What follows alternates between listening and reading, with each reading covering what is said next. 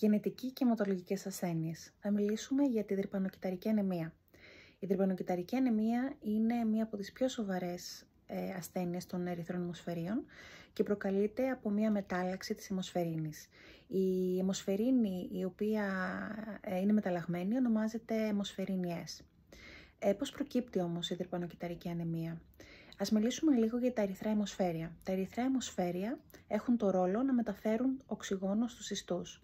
Στην περίπτωση της δρυπανοκυταρικής ανεμίας, η μετάλλαξη αυτή της αιμοσφαιρίνης προκαλεί αλλαγή στο σχήμα των ερυθρών αιμοσφαιρίων και αποκτούν ένα ανώμαλο, θα λέγαμε, σχήμα σαν δρεπάνι.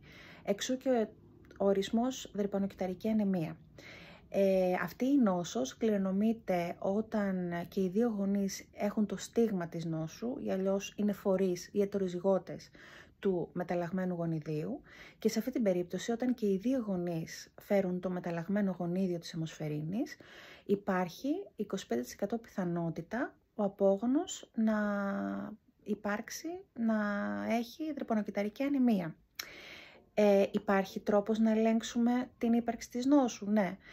Μπορεί να γίνει έλεγχος της μεταλλαγμένης αιμοσφαιρίνης S μέσω αιματολογικών εξετάσεων ή μέσω μοριακού ελέγχου για να ψάξουμε την συγκεκριμένη μετάλλαξη.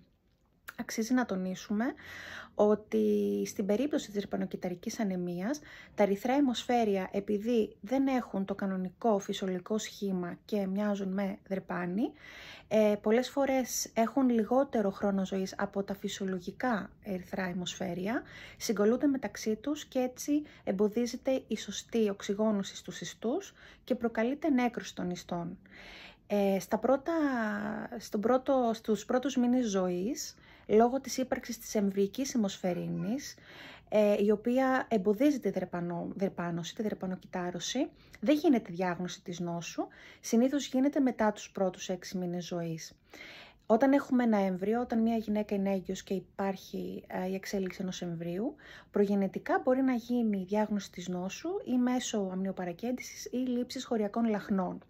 Σχετικά με τη θεραπεία, δυστυχώς δεν υπάρχει διαβίου θεραπεία της δρυπανοκυταρικής ανεμίας, παρά μόνο συντηρητική θεραπεία που αντιμετωπίζει τις τυχόν επιπλοκές και κρίσεις του ασθενούς.